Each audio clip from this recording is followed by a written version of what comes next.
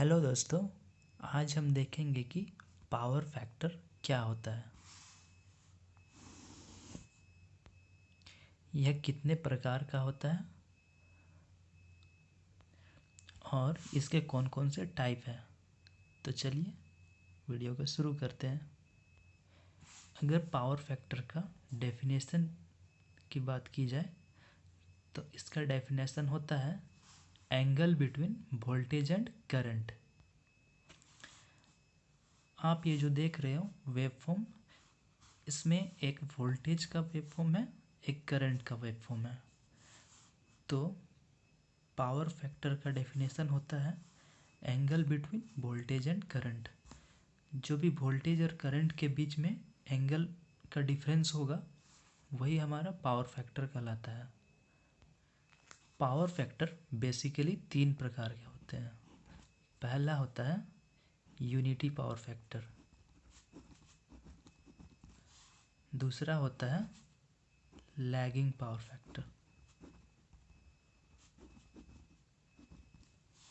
और तीसरा होता है लीडिंग पावर फैक्टर।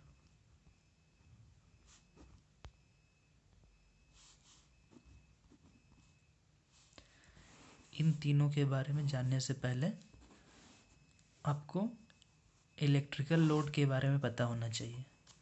तो हमारे पास इलेक्ट्रिकल लोड होते हैं।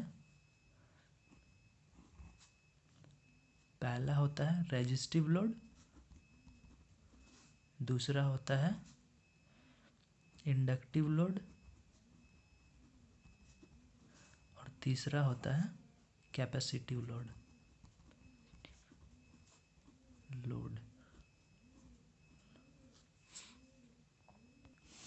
रेजिस्टिव लोड के एग्जांपल की बात करें तो हमारा इनकैंडेसेंट बल्ब जो होता है 100 वाट वाले, वो हो गया, हीटर हो गए। इस प्रकार के जो इक्विपमेंट होते हैं वो रेजिस्टिव लोड होते हैं। इंडक्टिव की बात करें तो हमारे मोटर्स हो गए, इंडक्शन मोटर्स, ग्राइंडर्स और जो भी ऐसा इक्विपमेंट जिसमें कोयल का यूज़ किया गया हो, मतलब मोटर्स टाइप के जो भी डिवाइस हो, वो इंडक्टिव होते हैं। और कैपेसिटिव में खुद कैपेसिटर आता है।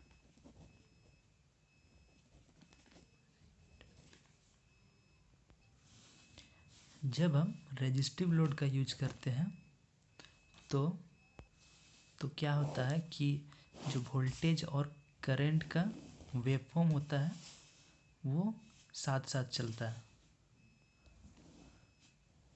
इस प्रकार साथ साथ चलता रहता है। इसी वजह से रेजिस्टिव लोड हमेशा यूनिटी पावर फैक्टर पे काम करता है। और जो हमारा इंडक्टिव लोड होता है वो उसका जो वेवफॉर्म होता है उसमें करंट हमेशा वोल्टेज से पीछे चलता होता है।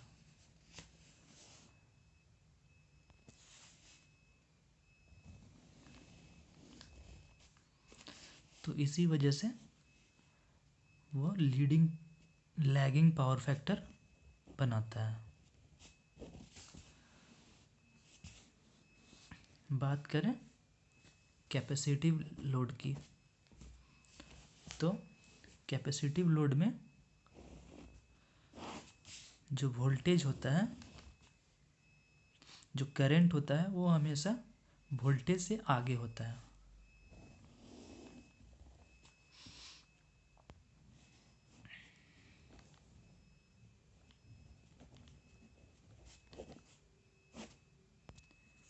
यूनिटी पावर फैक्टर को हमेशा अच्छा माना जाता है, इसलिए हर इंडस्ट्री का ये रिक्वायरमेंट होता है कि वो अपने पावर फैक्टर को यूनिटी पे मेंटेन करे। पर प्रैक्टिकली ऐसा होता नहीं है, क्योंकि इंडस्ट्रीज़ में बहुत सारे इंडक्टिव लोड लगे होते हैं। मैक्सिमम इंडक्टिव लोड ही होते हैं, जिसके वजह से हमारा पावर फैक्टर लैगिंग होता रहता है। तो इसे इम्प्रूव करने के लिए बहुत सारे कैपेसिटर ऐड करने पड़ते हैं जो कि लीडिंग पावर फैक्टर पे वर्क करता है। कैपेसिटर इसलिए यूज़ करना पड़ता है क्योंकि हमारा जो इंडस्ट्री है उसमें मैक्सिमम इंडक्टिव लोड होते हैं और inductive load lagging power factor बनाता है। और इंडक्टिव लोड में क्या होता है, करंट हमेशा लैग करता है वोल्टेज से, मतलब पीछे चलता है कुछ एंगल से। तो उसे करेक्ट करने के लिए कैपेसिटिव लोड लगाना पड़ता है जो कि लीडिंग पावर होता है, लीडिंग पावर फैक्टर देता है।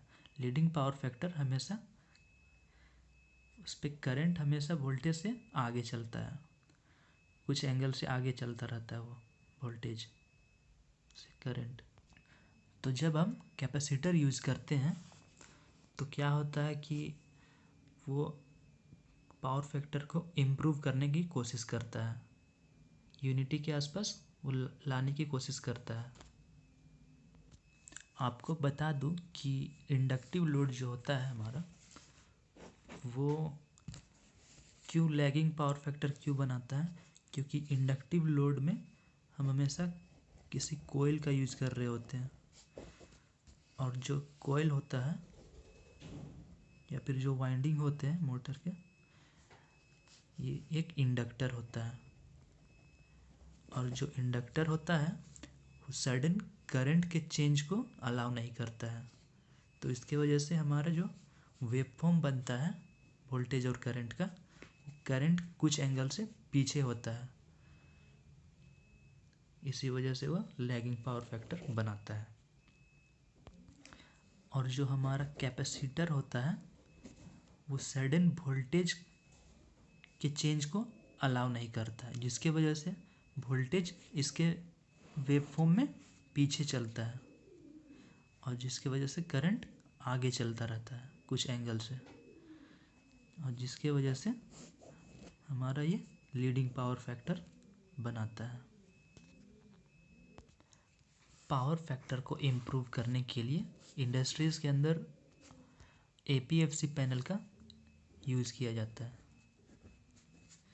APFC का फुल फॉर्म होता है ऑटोमेटिक पावर फैक्टर कंट्रोलर, जिसके अंदर पावर फैक्टर कंट्रोल किया जाता है with the help of capacitors.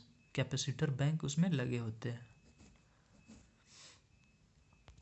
तो आशा करता हूँ कि आपको पावर फैक्टर के बारे में थोड़ी बहुत आइडिया लग गई होगी कि पावर फैक्टर क्या होता है, कितने टाइप के होते हैं। तो thank you, thanks for watching.